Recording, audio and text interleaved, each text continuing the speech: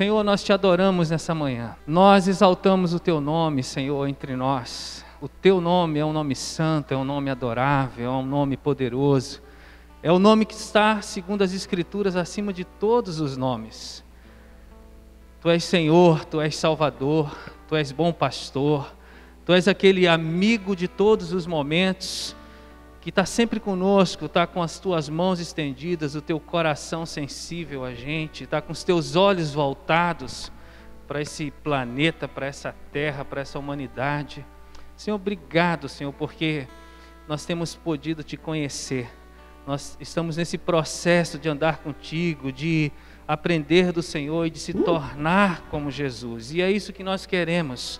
Nós queremos nos parecer com Jesus, que é esse Senhor maravilhoso, que é o nosso Salvador, que é o nosso amigo. Senhor, seja exaltado nessa manhã. Pai, nós gostaríamos que todos os irmãos estivessem aqui. Nós gostaríamos que esse lugar estivesse cheio, mas não temos podido ver isso, Senhor, mas estamos felizes porque o Senhor está com a gente. A Tua palavra diz que o Senhor se manifesta, ó Deus, quando existem 2, 3 pessoas ou milhares de pessoas, o Senhor se faz presente, porque o Teu corpo está ali. E a Tua presença, Deus, é garantida para os Teus discípulos, Senhor. Obrigado por isso. Fica com a gente, nos abençoa nessa manhã. Ó Deus, oramos e lembramos dos irmãos da nossa comunidade que estão passando por esse teste, Deus, por esse problema do Covid. Abençoa, Pai, cada um deles, que eles possam superar, vencer, que esse vírus seja destruído no organismo deles. Ó Deus, que as medicações, Deus, que eles estão tomando sejam eficientes. Abençoa cada um deles, Pai, em nome de Jesus Cristo. E de maneira especial também te pedimos pelo pastor João, Deus, lá em Atlanta, que o quadro dele continue melhorando, que o Senhor continue ouvindo as orações do teu povo, a oração do próprio pastor João. Entregamos ele nas tuas mãos, pedimos que o Senhor continue abençoando, Pai, restaurando, ó Deus, a vida dele e a saúde dele. Pai, muito obrigado por esse tempo, fica conosco em nome de Jesus. Amém, Senhor.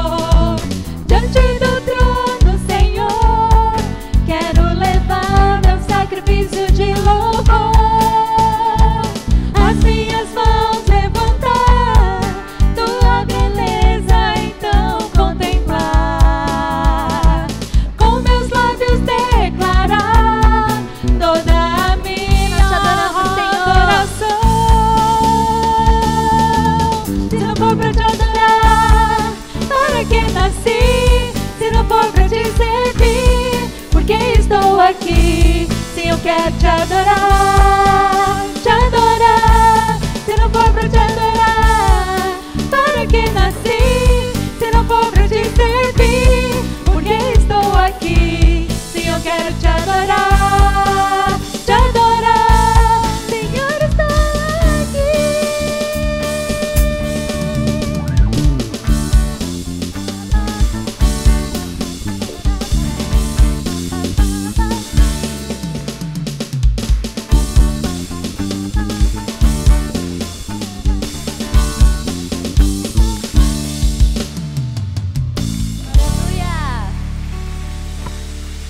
louvamos, Senhor.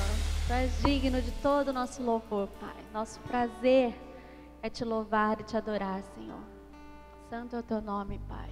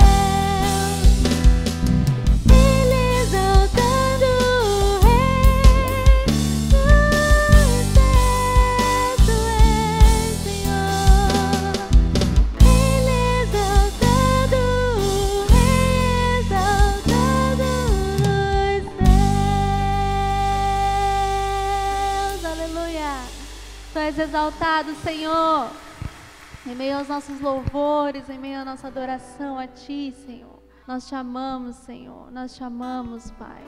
Não há prazer maior, Senhor, do que estar na Tua presença, Senhor. Tu és santo, Pai, Tu és digno, Senhor.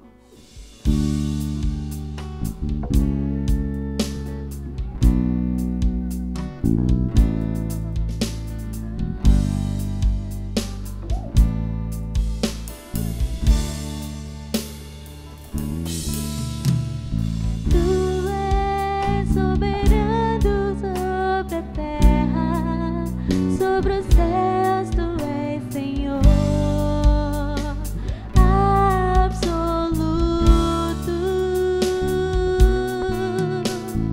Tudo que existe acontece, tu sabes muito bem. Tu és tremendo, aleluia, tu és soberano. Tu és soberano sobre a terra, sobre os céus tu és Senhor absoluto. Tudo que existe acontece, tu sabes muito bem. Tu és tremendo. E apesar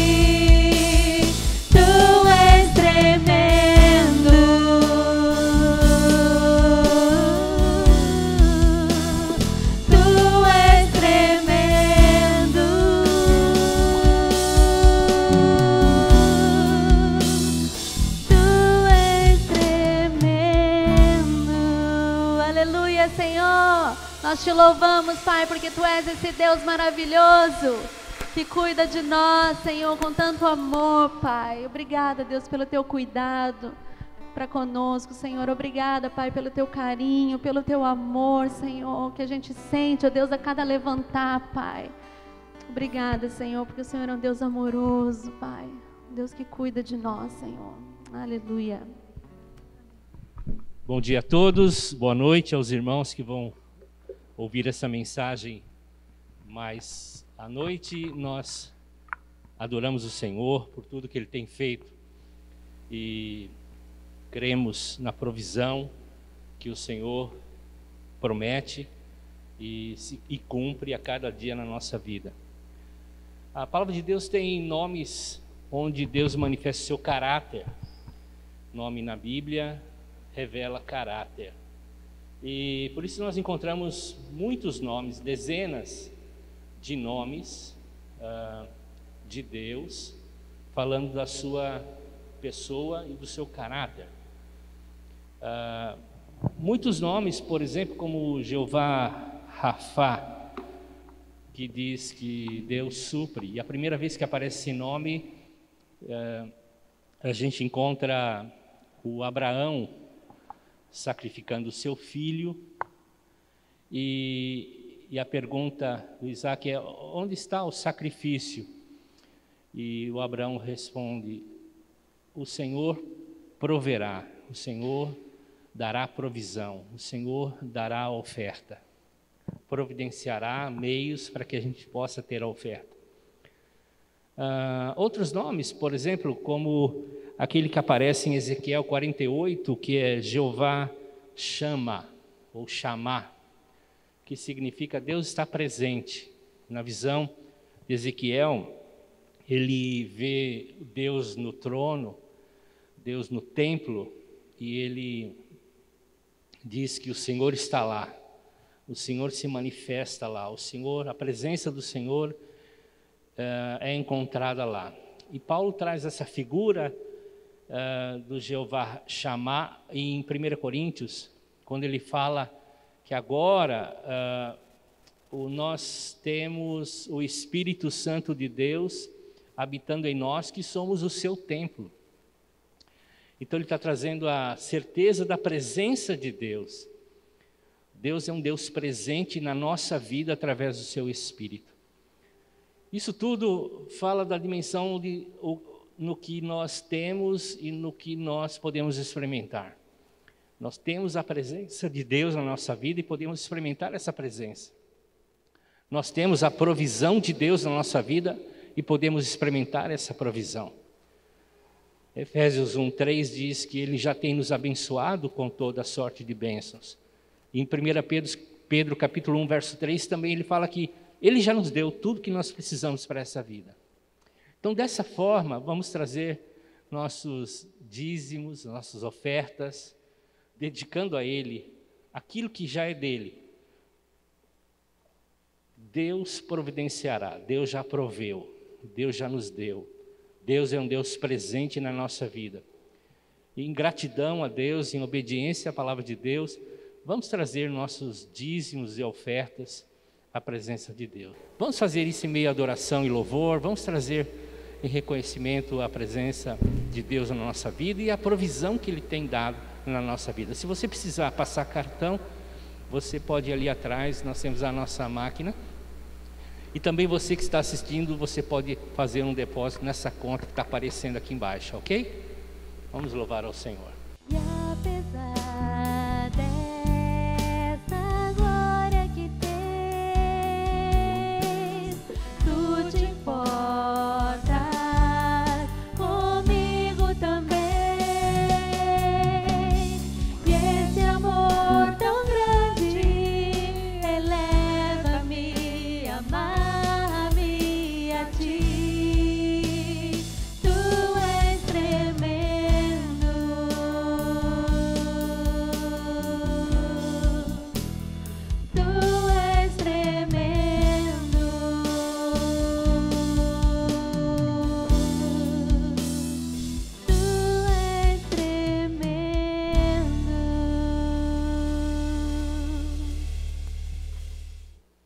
Um aviso apenas, nós temos a nossa Santa Ceia no próximo domingo, culto então de manhã, às 10 horas, nossa Santa Ceia aqui na nossa comunidade, ok?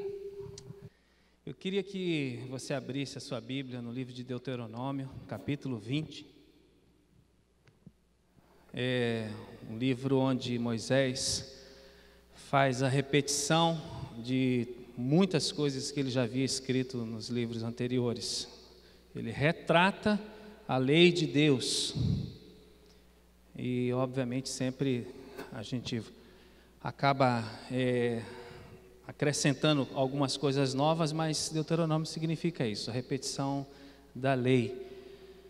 E a gente está estudando um pouco, lendo, meditando sobre o povo hebreu. Alguns pecados que eles precisaram vencer, alguns obstáculos com os quais eles tiveram que travar uma intensa luta na jornada deles de saída do Egito e rumo à terra prometida. Então, Deuteronômio 20, nós vamos ler do versículo 1 ao versículo 4, eu estou lendo na linguagem A Mensagem, e diz assim: quando vocês forem à guerra contra seu inimigo e perceberem que ele possui cavalos, carros e soldados em número muito superior ao de vocês, não se encolham de medo diante deles. O Eterno, que tirou vocês do Egito, está com vocês. Quando a batalha estiver prestes a começar, chamem o sacerdote para que ele fale às tropas. Ele dirá: atenção, Israel, em alguns minutos vocês enfrentarão seu inimigo numa batalha. Não tenham medo, não percam o ânimo, não hesitem, não entrem em pânico. O Eterno, o seu Deus, estará ali com vocês, lutando também contra seus inimigos e lutando para vencer. Pois o Senhor, versículo 4 novamente, o seu Deus os acompanhará e lutará por vocês contra os seus inimigos para dar vitória a vocês. Amém? Obrigado pela tua palavra, Deus. Obrigado pela oportunidade de ter esse livro inspirado, o livro da vida, o livro, Deus, que nos apresenta o nosso Senhor e o nosso Salvador. Obrigado pela palavra, Deus, que nos inspira, que nos alimenta, que nos fortalece. Obrigado por essa palavra que cura, Deus, as nossas vidas. Obrigado por essa palavra, Deus, que nos faz pensar no Senhor Jesus. Nós cremos, Deus, na vitória que o Senhor tem para a tua igreja, e nós te agradecemos, porque essa vitória vem de Cristo, do que Cristo fez por nós. Muito obrigado. Fica conosco, nos abençoe nessa meditação, fale ao nosso coração. Em nome de Jesus. Amém. Amém. Muito bem, nós estamos numa série de mensagens chamada Superando Obstáculos. É o tema dessa série. E falando de obstáculos, vale a pena lembrar que um dos grandes obstáculos que o povo de Israel teve que enfrentar nessa caminhada rumo à terra prometida foi a cegueira espiritual, ou a falta de entendimento da visão, do sonho que Deus tinha para eles.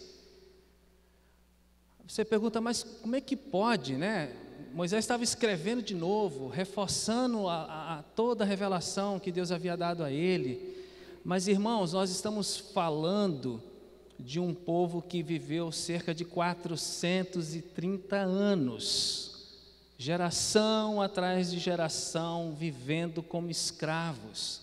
A alma daquelas pessoas estava, de alguma forma, machucada, carregada, vamos dizer assim, corrompida até por tantas coisas que eles vivenciaram, tantas coisas que eles ouviram, que eles viram.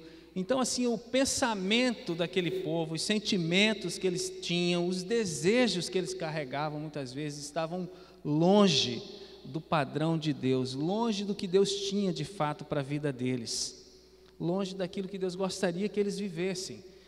Então, assim, eles tinham a revelação que receberam de Moisés, da palavra, mas a alma deles estava agitada e não correspondia àquilo que eles tinham ouvido. Então, eles não conseguiam vislumbrar essa vitória. E diziam incansavelmente, não porque eram ruins, mas porque tiveram uma história complicada, eles diziam incansavelmente uns para os outros: nós vamos todos morrer. Vocês lembram que eu falei há alguns domingos atrás sobre o medo, falei sobre a incredulidade, falei sobre a murmuração. Hoje eu quero falar sobre cegueira espiritual. E essa expressão, gente, nós vamos todos morrer, ela estava carregada desses pecados que eu acabei de mencionar, do medo, da incredulidade e da murmuração. Então eles não conseguiam pôr em prática aquilo que Deus havia estabelecido como ordem, como princípio, como valor e como verdade. Moisés, que é o autor desse livro que a gente acabou de ler aí uma parte dele, ele era completamente diferente. Moisés tinha tido uma experiência profunda com Deus, não só um pouquinho antes de sair com o povo do Egito, mas tinha tido durante muito tempo no deserto. Moisés conhecia o Senhor. Moisés já estava sabendo como que Deus iria honrar a vida dele e do povo nas lutas que eles teriam que travar pela frente. Moisés sabia que ele ia ser vencedor, conforme está aí dito no versículo 4. Pois o Senhor, ele dizendo ao povo, o seu Deus, os acompanhará e lutará por vocês contra os seus inimigos, para dar vitória a vocês. Então Moisés tinha entendimento, Moisés tinha conhecimento, Moisés tinha uma visão clara de quem era Deus, de quem ele era e de onde Deus queria levar aquele povo. Mas o povo, infelizmente, não. O povo estava, como eu falei, com a alma corrompida, com a mente, os sentimentos machucados, desconfiados, amedrontados, incrédulos e, poderíamos dizer assim, cegos, literalmente cegos espiritualmente. Não estavam vendo Deus em toda aquela situação. E às vezes a gente pensa que esse assunto de cegueira espiritual, ele não tem nada a ver com nós, os cristãos. A gente fala assim, não, cegueira espiritual não é coisa que acontece na vida de um filho de Deus. Cegueira espiritual é coisa que quem experimenta são as pessoas que não conhecem a Cristo, são os incrédulos, são as pessoas que talvez estejam vinculadas, aliançadas com o inimigo. E esse pensamento que às vezes você tem e eu tenho, ele tá certo, só que ele é incompleto, não é só ele, mas ele nasce, sobretudo, de uma base das Escrituras que está no livro de Coríntios, não precisa abrir, na segunda carta de Paulo, no capítulo 4, versículo 3 e 4. Quando Paulo diz assim, olha, se o nosso evangelho está encoberto, para os que estão perecendo é que está encoberto. O Deus desta era, Deus minúsculo, né? O inimigo, o Deus dessa era, cegou o entendimento dos descrentes, para que não vejam a luz do evangelho da glória de Cristo, que é a imagem de Deus. Então, com base nesse texto, a gente fala assim, o diabo cega as pessoas, e elas então não conseguem enxergar o evangelho, o brilho da glória de Jesus, não conseguem entender quem é Jesus, o plano de Jesus. Então a gente pensa assim, os incrédulos que são cegos, nós não. Mas acontece que a cegueira espiritual, nas Escrituras, ela também atinge os cristãos, os discípulos, atinge igrejas inteiras, às vezes, como atingiu aquele povo naquele momento, que tinha a palavra, tinham uma liderança estabelecida por Deus, tinham a experiência da saída do Egito, da abertura do Mar Vermelho, das pragas que, né, todos eles presenciaram. Então, assim, era um povo que estava sendo formado, uma nação que estava sendo formada, que tinha experiência com Deus, mas que estava cega espiritualmente. E se você for ver no Novo Testamento, a gente vê Jesus escrevendo ao anjo da igreja de Laodiceia, que é a igreja morna, ou é a igreja que deixou Jesus do lado de fora.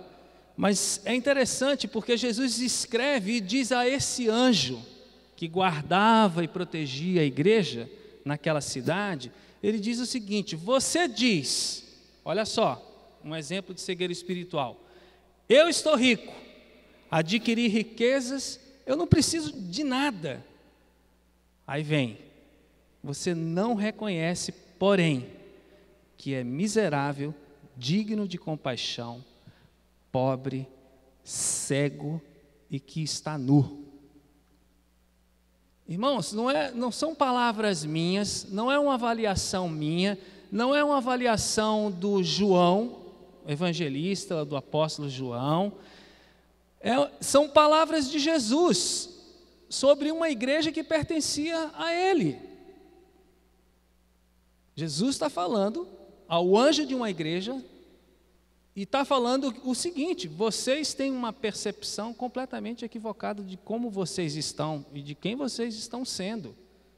Vocês se auto-imaginam poderosos, totalmente supridos, porque vocês são ricos.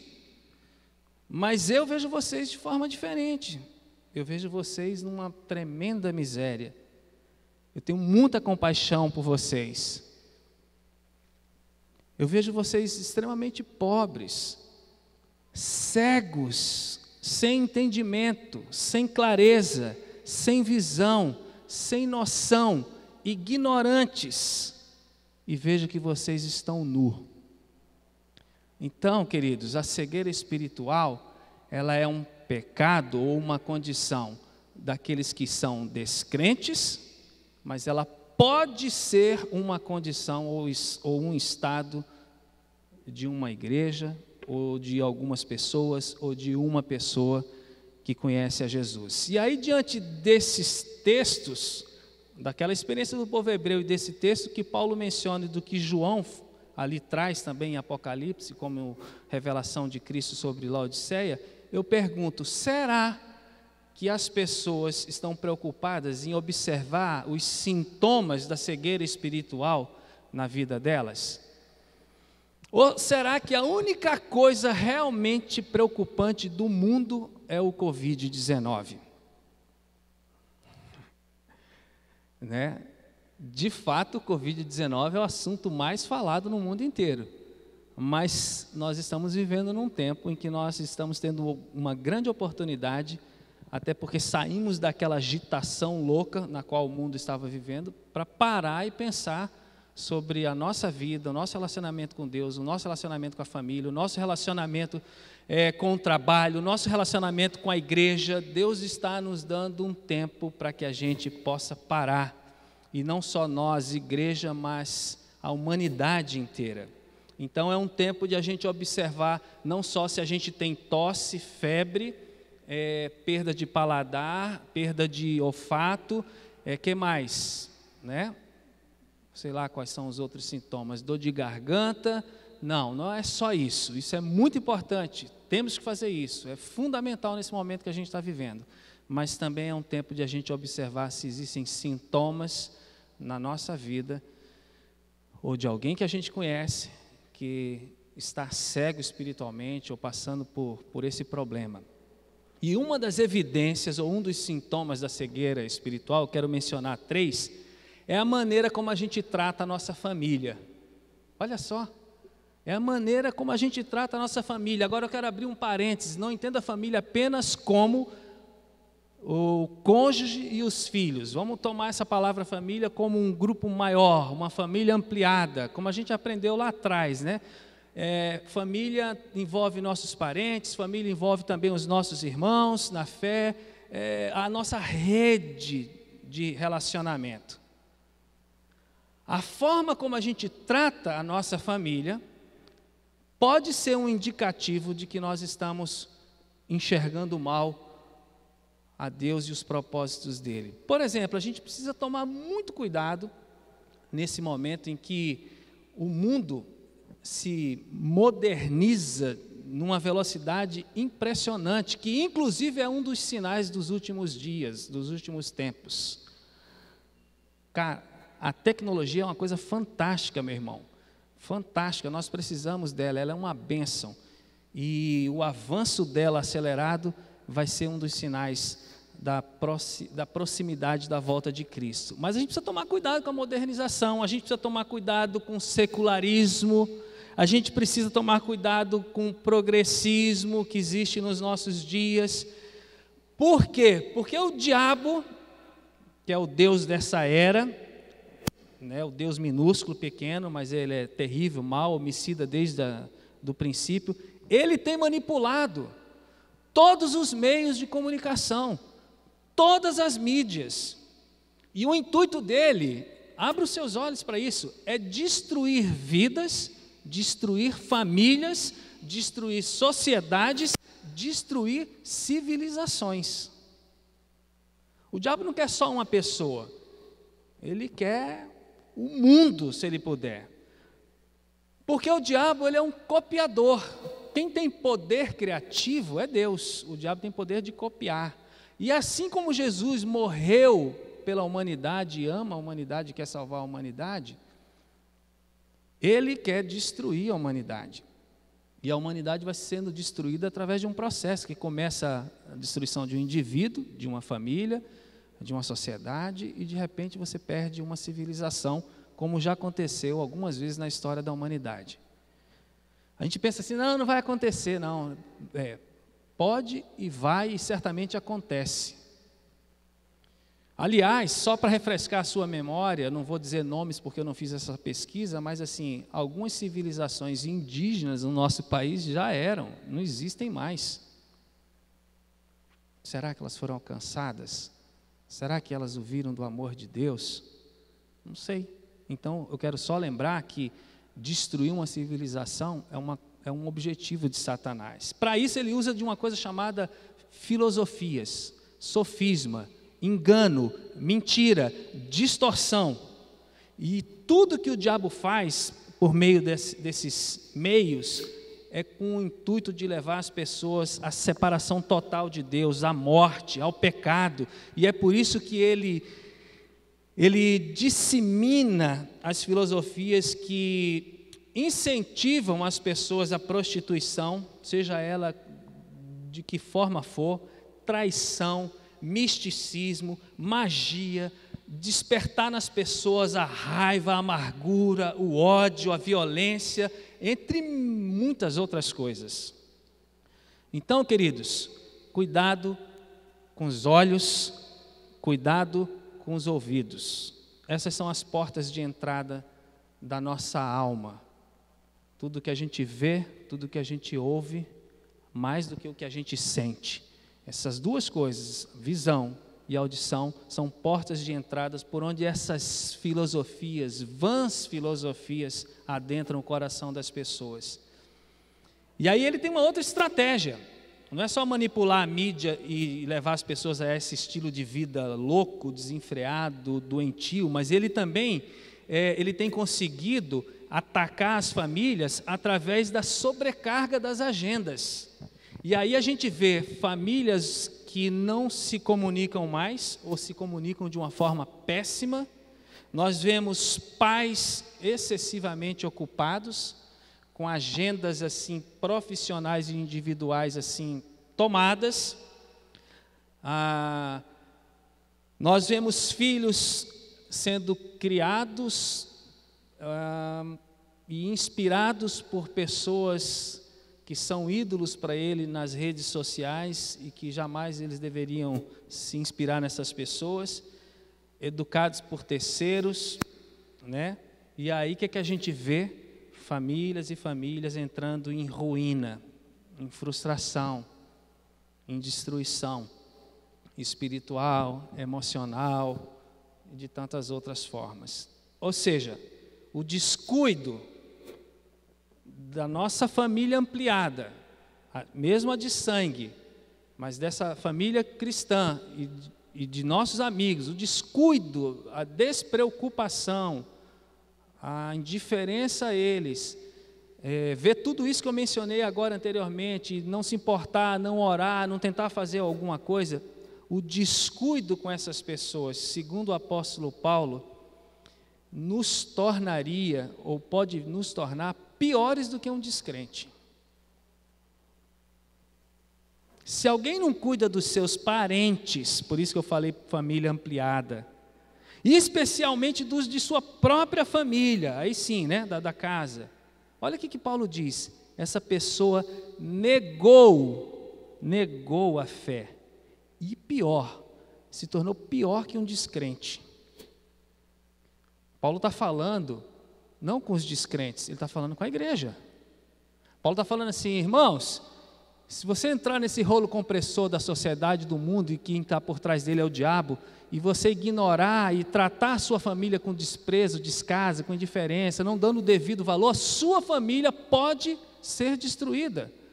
Ou alguém da sua família pode ser destruído. E aí você está negando a fé. E você está se tornando uma pessoa pior do que um descrente. Então, assim, a gente precisa ficar muito alerta, porque, irmãos, volto a falar, não é só o Covid que gera pandemia e que traz morte, mas o descuido com a nossa família, com a nossa casa, com os nossos parentes também leva as pessoas à doença e leva as pessoas à morte. Por isso que eu estou falando, é como um alerta. Quais são os sintomas de que um processo de cegueira espiritual pode estar se aproximando dentro da minha vida, dentro da minha casa? Um deles é esse. Como eu trato a minha família, os meus parentes, como eu lido com o meu tempo, com a minha agenda, porque o diabo tem conseguido fazer com que as pessoas se tornem cada vez mais individualistas. Gente, não basta só a agenda do trabalho, né? Hoje a gente encontra a agenda, né, para poder ficar bonito, lindo, maravilhoso. A gente está numa sociedade que valoriza isso, né, a embalagem. Então, as pessoas se sobrecarregam com um monte de coisa, inclusive se justificando que isso é para o seu próprio benefício, e ignoram coisas mais importantes. Então, assim, não há problema em cuidar de si. Devemos, isso é amor, Deus, é amor a Deus, é amor próprio, é amor pelo corpo que Deus nos deu. Mas descuidar daquilo que a gente ouve, daquilo que a gente enxerga e da forma como a gente trata com a família, esse sim é um descuido que pode nos tornar incrédulos e piores do que os descrentes. Esse é um primeiro sintoma. Um outro sintoma, aí você fala, mas o que tem isso a ver com o povo? O povo hebreu vivia uma vida louca, e por isso que aquela geração se perdeu, aquela geração primeira que saiu do Egito. Não houve cuidado real, genuíno, não houve uma relação com Deus como deveria haver, e eles se perderam. E está ali escrito na Bíblia para a gente ficar esperto e atento, por isso que está na Bíblia. Agora, uma segunda evidência que eu queria trazer para os irmãos sobre esse problema da cegueira espiritual é a capacidade de criticar o outro, o próximo, sem realizar antes a autocrítica ou a autocorreção. E esse hábito, irmãos, revela muito, de uma forma muito clara, a cegueira espiritual. Como cristão, a gente olha para as Escrituras e olha para Jesus e a gente identifica duas palavras que vamos dizer assim, exemplificam bem essa atitude de criticar o outro sem se autocriticar e se autocorrigir, que a gente chama, sabe de quê? Hipocrisia. E a segunda palavra que Jesus usa é farisaísmo, que a gente vê o sentido dela. O que é isso? É esse tipo de pessoa que tem lupa para olhar a vida do outro e não consegue usar a mesma lupa para olhar a sua própria vida. É aquela pessoa que consegue enxergar um cisquinho de nada, quase invisível na vida do outro, e não consegue enxergar uma viga, uma trave dentro do seu próprio olho. Então, nos dias de Jesus, isso era um problema gravíssimo, tinha muito disso, nos nossos dias também tem. Aí você fala, então quer dizer que eu não posso criticar? Nós não estamos vendo tanto a discussão da liberdade de expressão. Lógico que a gente pode criticar, com bom senso, com prudência, mas se a gente, para criticar o outro, ou alguma situação, a gente precisa ter antes feito uma autocrítica, porque senão a gente se torna hipócrita, a gente se torna parecido com um fariseu. E esse povo era o povo que mais trouxe problema para Jesus. Jesus não tinha problema com ninguém que era pecador, moralmente rejeitado na sociedade. Ele tinha problema com aqueles que se achavam melhores do que os outros e que não reconheciam as suas próprias doenças. E uma doença que aquele povo tinha era a cegueira espiritual. Com respeito a si mesmo, não só com respeito a Deus. Não sei quem é Deus de fato, não o conheço de fato, mas assim, nem sequer eu consigo me entender, me conhecer. E esse tipo de pessoa tem uma característica muito engraçada. Eles oferecem a doença deles, seja ela psicológica, moral, seja ela teológica, seja ela espiritual, como um padrão de saúde para os outros. Não se enxergam doentes e acham que aquilo que eles têm deveria ser o estilo de vida dos outros. Então, assim, somado à hipocrisia e ao farisaísmo, existe o orgulho. Achar que eu sou padrão para alguém. Eu até devo ser, mas aí a Bíblia diz lá quais são as áreas que eu devo ser. De alguém que ama a palavra, alguém que ora, alguém que tem amor pelas pessoas, alguém que tem um bom coração, alguém que... Aí tem inúmeras qualificações para a gente ser padrão. Mas nós estamos falando de uma coisa que chama-se cegueira espiritual. E nos nossos dias isso tem muito. Preste atenção. Se havia um povo que tirava Jesus da tranquilidade, eram esses camaradas. Porque eles eram terríveis. E hoje, trazendo um pouquinho, fazendo um paralelo, a gente tem visto isso de uma maneira muito forte, muito intensa no meio político. Não quero falar de política, mas assim, é impressionante como as pessoas, elas agem com uma hipocrisia assim, absurda. Vê o cisco do atual governo e não vê a viga e a trave do que viveram e do que provocaram anteriormente. Todos os governos têm os seus acertos, têm as suas falhas, mas, pelo amor de Deus, está demais. É impressionante o grau de hipocrisia, de farisaísmo e de cegueira, não só espiritual, mas de cegueira moral e de cegueira política. Jesus está aí, gente, para curar a gente, para curar a nossa sociedade, para curar o mundo.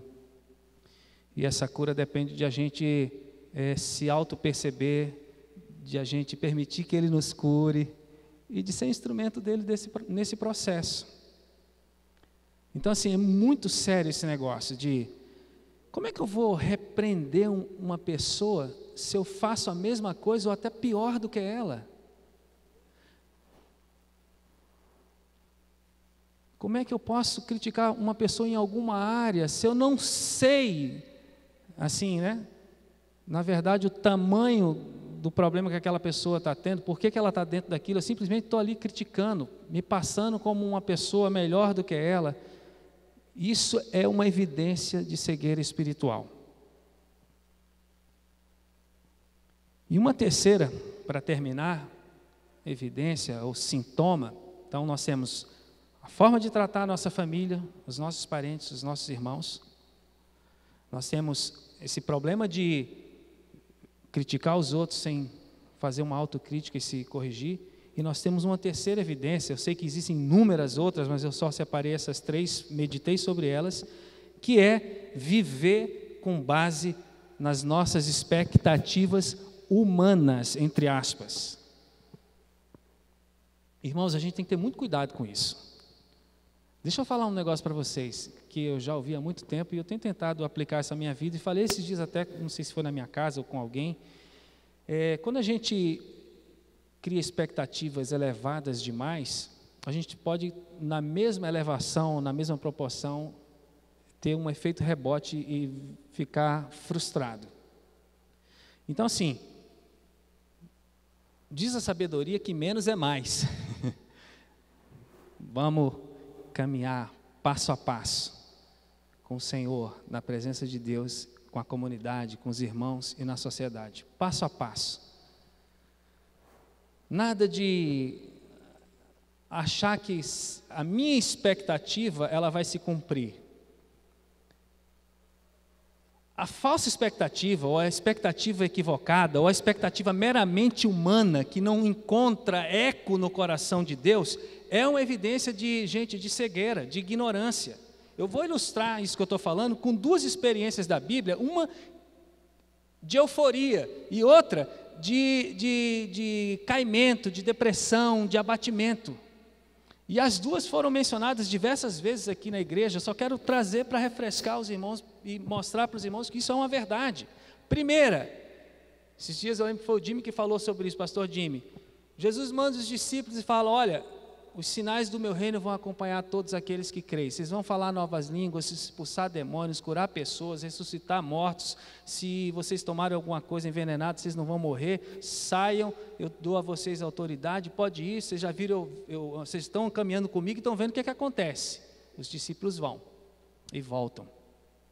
E voltam eufóricos, entusiasmados. Agora sim, é com a gente, o bicho vai pegar, nós vamos virar o mundo de cabeça para baixo.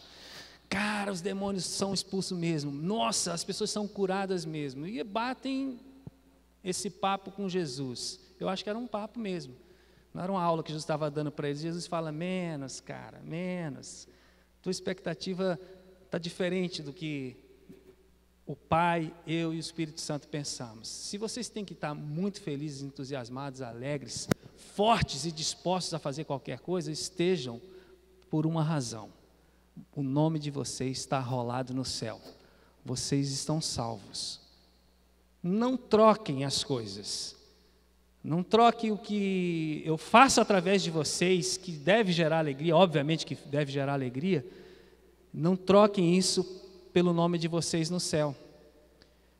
Até porque eu posso fazer isso com qualquer pessoa, usar qualquer pessoa, não só vocês. Posso usar até pedra se eu quiser. Mas a grande alegria, a grande entusiasmo é a salvação, é o nome no céu, é o selo do Espírito Santo dentro de mim, dentro de você.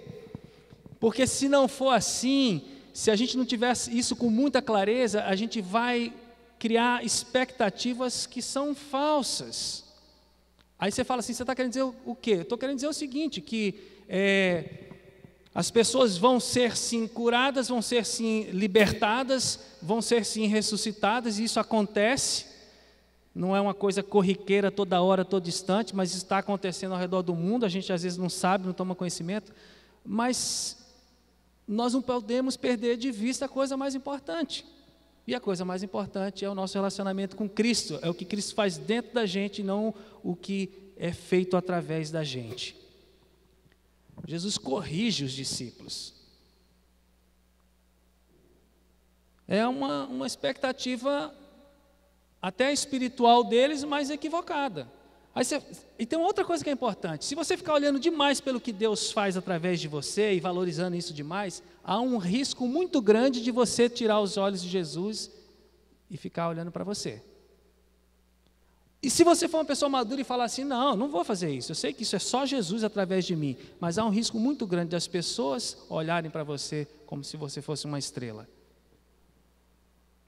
E Jesus, quando ele lembra aos discípulos: olha, se alegrem porque o nome de vocês está no livro da vida, é como dizendo assim: gente, a coisa mais importante é realmente o relacionamento que vocês têm comigo, é o que eu estou fazendo dentro de vocês, é a transformação que vocês estão sofrendo no caráter de vocês.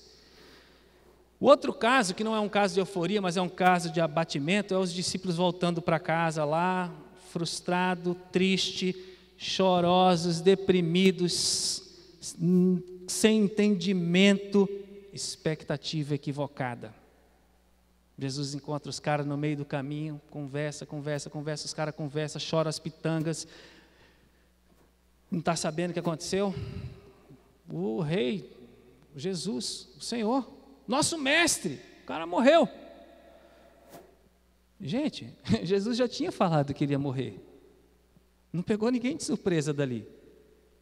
Acontece que havia uma falsa expectativa no coração deles. Qual falsa expectativa?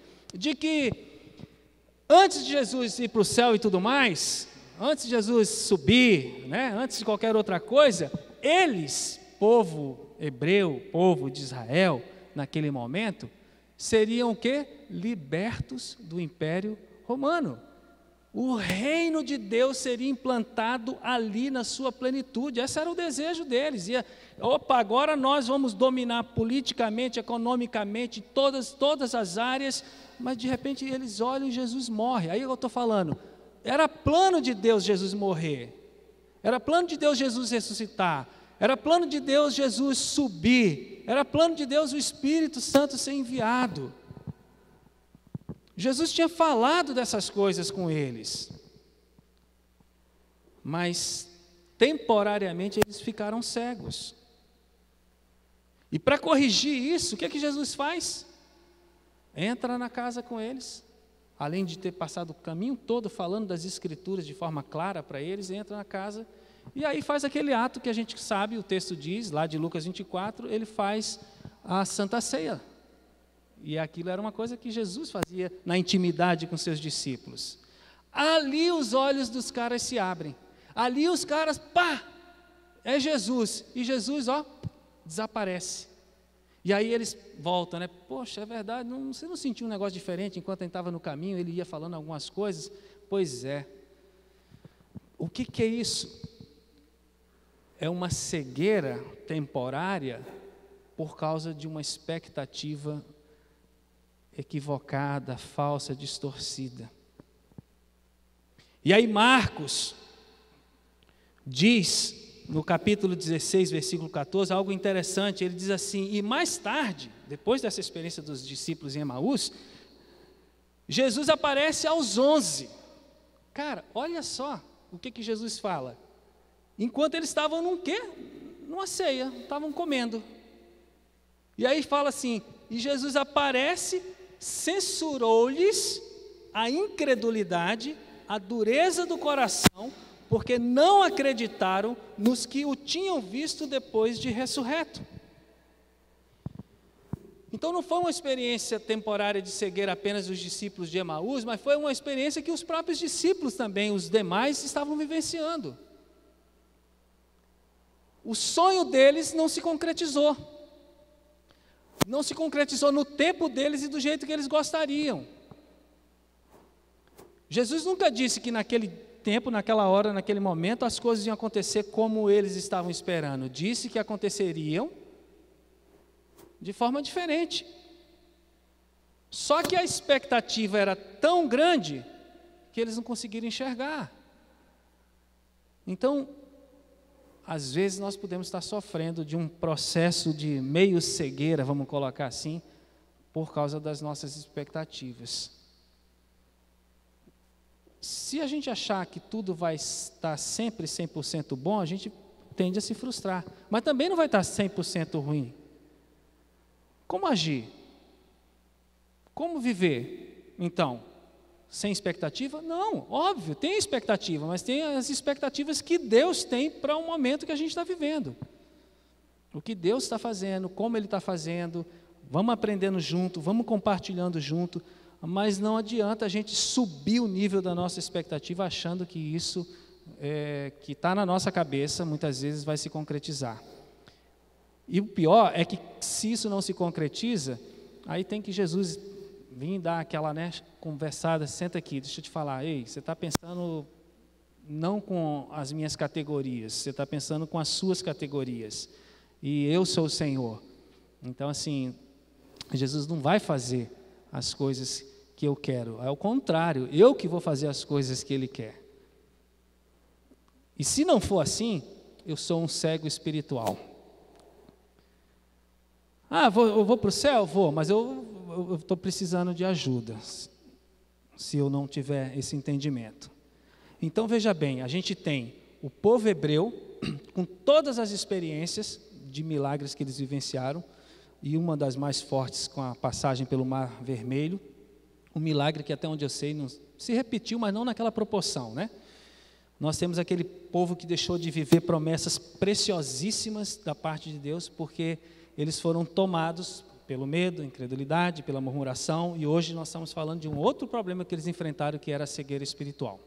Que Moisés não sofria desse problema. Mas, infelizmente, por causa de todas essas coisas, eles ficaram pelo deserto. Eles não entraram na terra prometida, senão 2 ou 3. E a geração que acompanhou esses caras. Mas aqueles que saíram foram morrendo.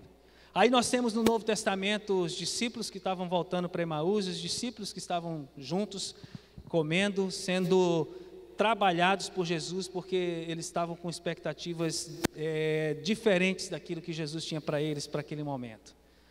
E por fim nós temos pessoas hoje em nossos dias que também não se percebem dentro de um processo de cegueira espiritual, embora não estejam dando o tratamento adequado à família, aos parentes, à igreja, aos seus amigos da sua rede de contato. São pessoas que não tratam bem e como deveriam. Então essas pessoas são pessoas que, por não enxergarem que estão cegas, elas tentam passar as doenças delas para as pessoas, achando que elas não enxergam como doença, mas elas passam como uma coisa boa, né? Isso a gente tem visto muito, e a gente tem essa problemática também de, às vezes, criar uma ideia de uma coisa que não é exatamente como nós estamos pensando. Aí eu estou falando da gente mesmo, né? Dessa expectativa.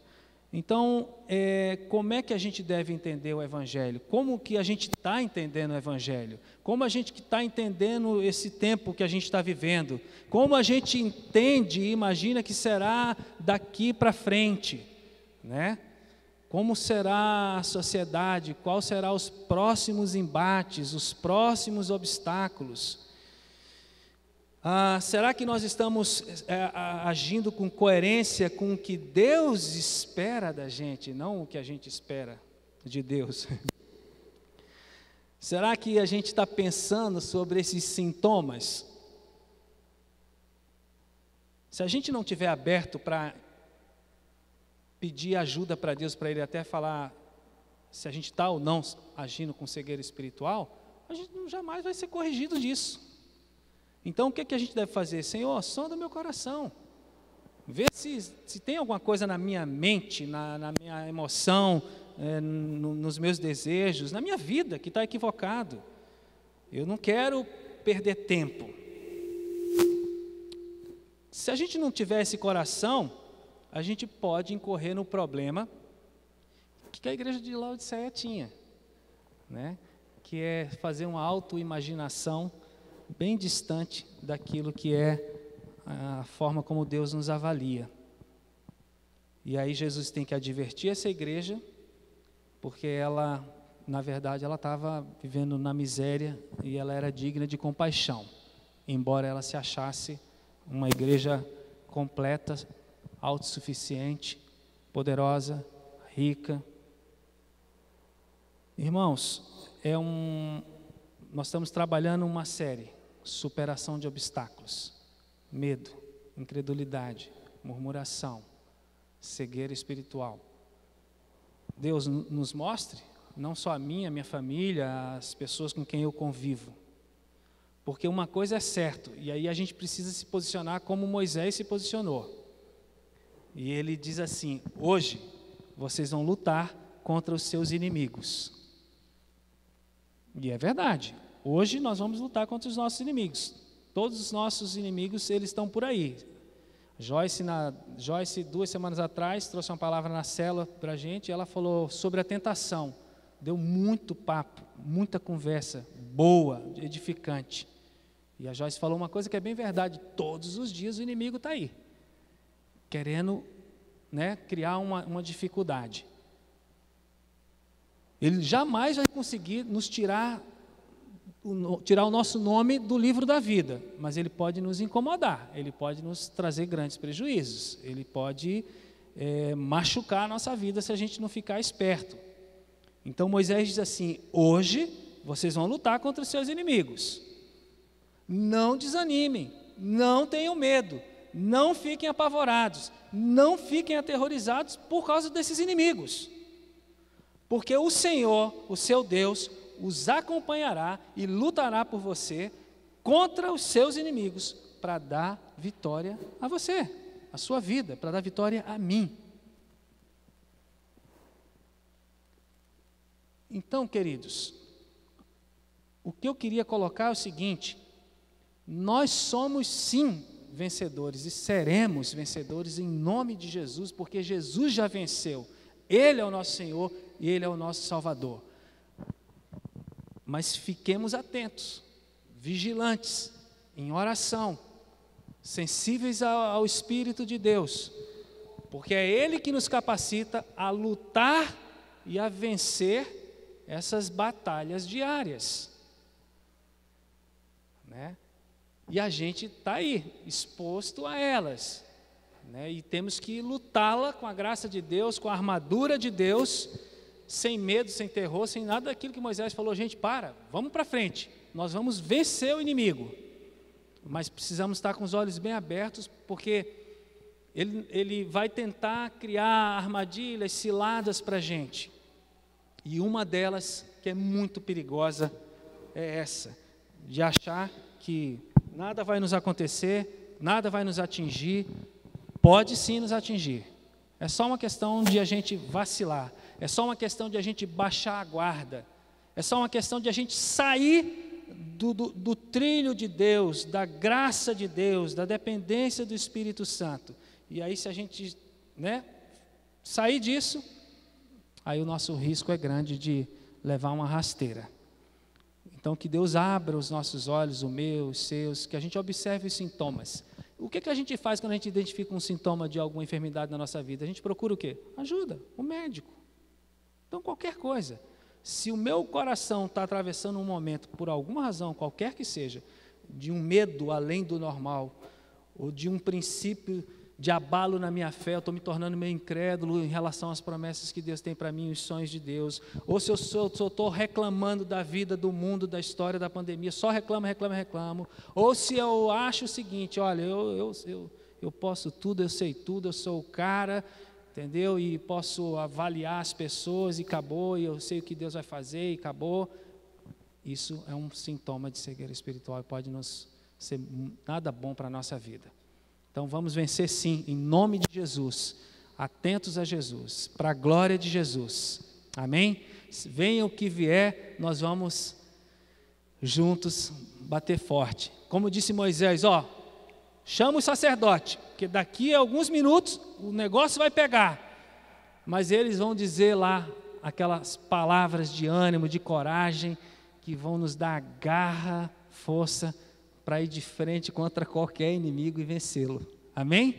Queria que você se colocasse de pé para a gente orar. Você não vai poder abraçar o seu irmão, mas diz para ele que está aí do seu lado, a sua família, fala assim: olha, você é um vencedor em Jesus, nada vai poder te deter, nada vai poder te frear, Jesus é com a gente, Jesus é por nós. Nós estamos ganhando essa luta, irmãos. Nós estamos ganhando essa luta. Estamos no meio dela, mas o Senhor é por nós. Fique firme, animado, encorajado. Olhos no Cristo, olhos da fé. Amém? Vamos orar? Senhor, muito obrigado por essa manhã, obrigado por esse tempo precioso. Obrigado pela oportunidade de te exaltar, de te engrandecer, de cantar, Deus, e honrar o Teu nome, de exaltar o Teu nome nessa manhã. Te agradecemos também pela Tua palavra, Deus, porque a Tua palavra está aí sempre, Deus, trazendo ensinamentos, princípios, valores, alertas. Ó Deus, obrigado, Senhor, porque nós temos na palavra, em Cristo, através do Teu Espírito Santo, toda a condição espiritual, Deus, de vencer realmente qualquer um dos obstáculos, Deus, que se levantem contra a nossa vida, qualquer inimigo, Senhor, nós podemos vencer. Pai, nós declaramos a vitória de Jesus sobre as nossas vidas. Senhor, nos dê o Teu colírio, como o Senhor pediu para que aquela igreja comprasse lá em Laodiceia, o Teu colírio, coloca ele sobre a nossa vida, sobre os nossos olhos, para que a gente enxergue, Deus, ao Senhor, a nós mesmos, à igreja e ao mundo da mesma forma como o Senhor enxerga. E Deus, e que isso nos leve a ter uma atitude coerente, adequada, saudável, abençoadora, que gere glória e honra ao Teu nome. Ó Deus, nos ajuda a sermos resposta, instrumentos, ó Deus,